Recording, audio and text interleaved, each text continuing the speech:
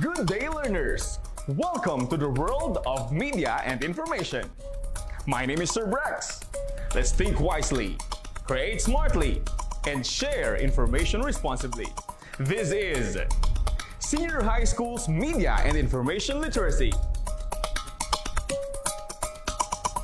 Today, everywhere you go, you see all forms of media.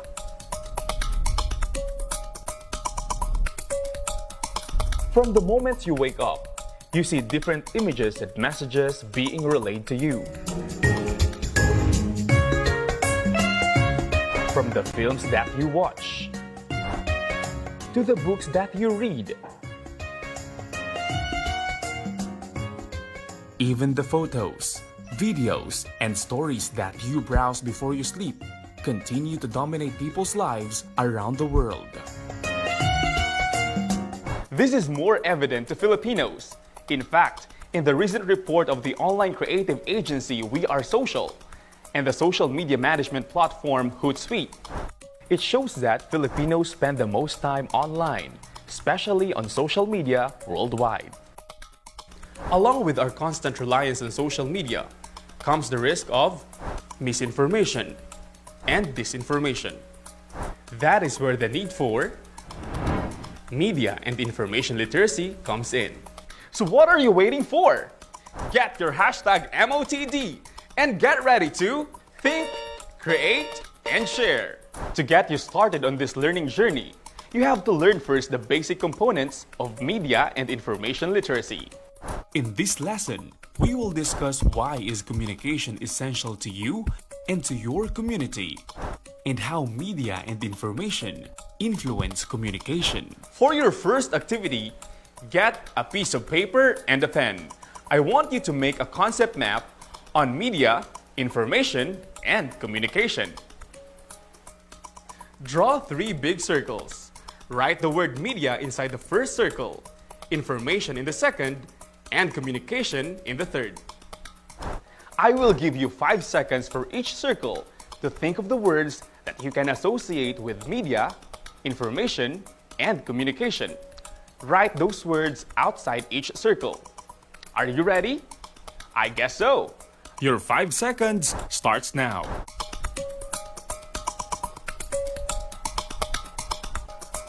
Time is up.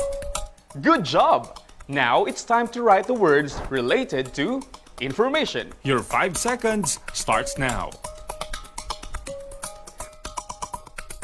How about for communication? Your 5 seconds starts now.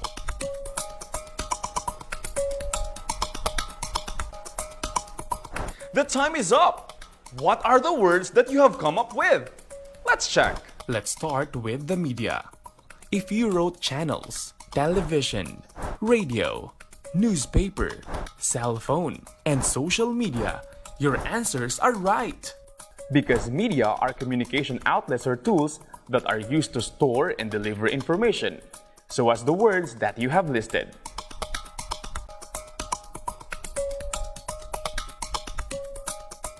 For instance, we use cell phones to deliver information and messages to our friends and families. We use YouTube to store video contents. We post and share information in Facebook.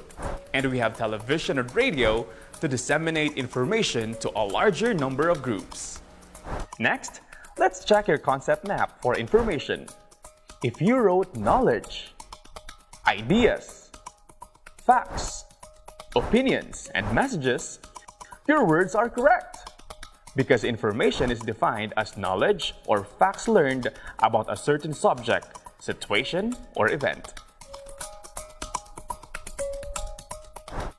The messages that you share with your friends, the news that you watch on TV, and the articles that you read on the internet are examples of information. Now let's see your communication concept map. If you wrote process, sender, receiver, exchange, understanding, you hit the nail on its head. Communication is a process by which information is exchanged from sender to receiver through a common system of symbols, signs, or behavior, resulting in interpretations of meaning on both ends.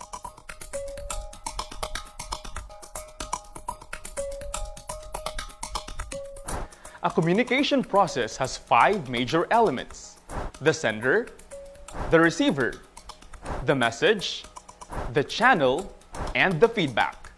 The communication process begins with the sender, who is also called the communicator or source. The sender has some kind of information, a command, request, question, or idea that he or she wants to present to others.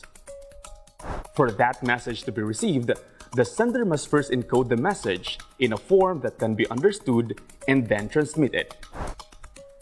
The person to whom a message is directed is called the receiver or the interpreter. To comprehend the information from the sender, the receiver must first be able to receive the sender's information and then decode or interpret it. The message or content is the information that the sender wants to relay to the receiver. Put all 3 elements together, sender, receiver, and message, and you have the communication process at its most basic. But wait! Since we are in the age surrounded by different media, let us emphasize the medium, also called the channel. Text messages, for example, are transmitted through the medium of cell phones, and news is spread through television. And lastly, feedback. Feedback may be direct, such as a written and verbal response. Or it may take the form of an act or deed in response. We call it an indirect response. For example, after reading an information that COVID-19 virus can live on surfaces for days, you did not give any comments or replies to the sender of the message. But it made you more conscious on the things that you touch and made you practice hand washing more regularly. That is an indirect response. In the 21st century, communication has become more social due to the emergence of technology. Today, communication can be done through different media tools and formats with the use of the internet. Now that you have understood what is media, information, and communication, let's discuss their importance to you and to your community. To help you figure that out, let's do time travel to the age when there was no internet, no computer, no cell phones, no electronic media, just our mouth.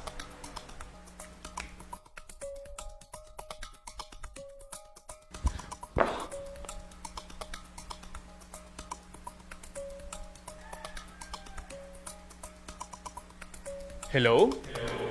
Hello? I have a message for you! Hustle, right?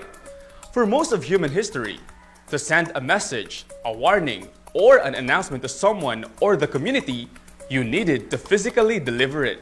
Shouting worked well for next-door neighbors, but at any greater distance, another solution was necessary. Maybe I'll just walk or fly a pigeon. Do you know that as early as the 1st century BCE, people started breeding messenger pigeons in Europe with an average flying speed of 50 miles per hour, and for their innate ability to find their way home across long distances? Incredibly, pigeons delivered the results of the first Olympics in 776 BCE, traveling from Athens, Greece to surrounding villages to announce the game's winners.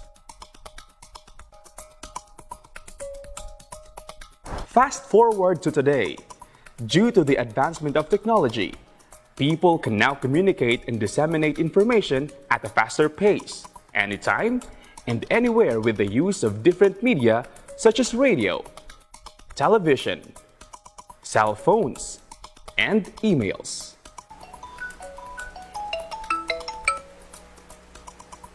Yes, ma'am. I've already received your email. Thank you so much for the information. Bye, ma'am. But why do we need to communicate anyway? Communication is highly necessary for our society, as it is only through the exchange of ideas and cooperation that society can grow and develop. Effective communication using the right medium is essential for learning, for teaching, for building and maintaining relationships. let's take a closer look and perform an in-depth analysis of the relationship of media, information, and communication, and their importance in the modern world. First, these are essential for the transfer of ideas. To transfer ideas from one person to another, communication plays a vital role. Every human being has some ideas that are unique to his mind. Like you might be thinking of something brilliant as of the moment that could change the world. Many of these ideas can be implemented in real life and can turn into major creations too. But to make the transition from just a thought to implementation, it requires effectual communication. Hence, the idea should be communicated. It could be through a plan, a drawing, or in any media form. For example, you have in mind an idea of how to solve the problem of improper waste disposal. How would the people know your bright idea if you don't communicate it, right? Second, for interacting with society.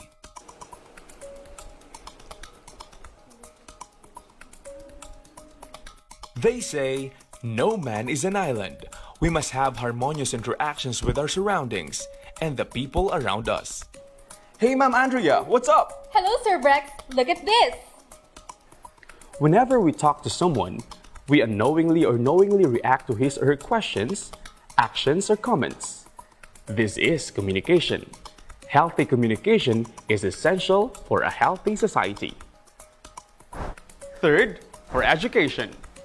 To educate someone, we need to communicate the ideas in the syllabus or the study material to the students or any target audience. At present, education involves a collection of all kinds of communication through videos like DepEd TV, audio recordings like DepEd Radio, books, and podcast lectures. Fourth, to update oneself. In the modern world, nothing is more important than staying up to date. Only through proper channels of communication can people be updated with current affairs and important events across the globe. Communication is the actual transfer of information through different mediums in such a way that it caters to the needs of people from different walks of life. And lastly, for entertainment. Entertainment today is mostly based on the channels of mass communication, like films and television. Moreover, the internet is another common platform for entertainment in our generation, which again is a mode of communication. In short, we can safely conclude that communication and entertainment are entwined in today's world. Those are the reasons why media, information, and communication are essential to you and to your community. To solidify your understanding of our lesson, heads up for your next activity. Get a pen and a sheet of paper. I will be giving you a situation and you have to answer my questions after. Copy? Let's do it! Our country is currently suffering from a global pandemic caused by coronavirus. You want to help your community by providing the correct and relevant information on how to protect themselves from the virus. The questions are, number 1, what information will you provide to your community? Number 2, what channel of communication or media should you use to make your message available to more people? And number 3, why is communication important at this time of crisis? Take note of the questions and answer it after this episode. I am excited to read your answers. If you have a cell phone, please take a photo of your paper and upload it in our official Facebook page at DepEd TV MIL and use the hashtag MIL Ep1. Now let's answer the questions. What information will you provide to your community? Of course, you might want to provide them instructions on how to keep themselves healthy or remind them of the health protocols of the Department of Health. Second, what channel of communication or media should you use to make your message available to more people? For me, it depends on the availability of the media channels in the community. If you are in an urban community where everyone is connected to the internet, it is better to post it on Facebook or YouTube. However, if you are in a rural community where the internet signal is weak. I'd rather broadcast the message through the local radio station or text messaging. Third, why is communication important at this time of crisis? To keep you updated with the state of our country, to be informed with the government's policies and plans in combating the virus, And to keep in touch with our loved ones who are away from us. I believe that from the activity, you have appreciated the importance of media, information, and communication to you and to your community. But what do you think will happen to communication if media and information are distorted? Let's take a look at this communication process model.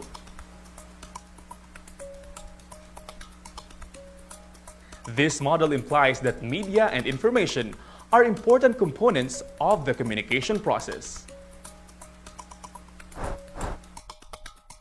misrepresentation of information, and media distortion would result in misunderstanding, deceived receivers, wrong judgment and decisions, and worse, panic.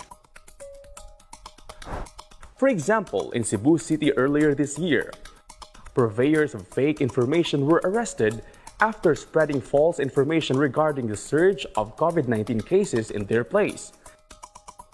This is because their false information caused panic among the residents of Cebu City. The model also implies that the instability or absence of media will result in communication failure. For instance, if you're calling someone via cell phone or the internet with an unstable signal, you definitely cannot hear the information. Another example is during the 70s, when the Philippine government ordered the closure of some major media outlets and various radio stations across the country. This deprived the people on the free circulation of information and to properly assess what's happening in the country and what their leaders were doing. Knowledge is power. It helps us understand our environment and it teaches us how to deal with the challenges. Knowledge is transmitted through effective communication. However, the transfer will be at risk if media and information are twisted in the communication process. That is why today, we have to be mindful of the information that we receive on media. Due to the overwhelming number of information, it's now harder to decipher which is fact and which is fake. How can we give a solution to this? You're right! We have to be media and information literate. But how? That's going to be our lesson next week. Next episode, let's delve deeper as we discuss the different competencies needed to become media and information literate. That's all for today! My name is Sir Brex. Always remember, think wisely, create smartly, and share information responsibly. Until next time here on DepEd TV.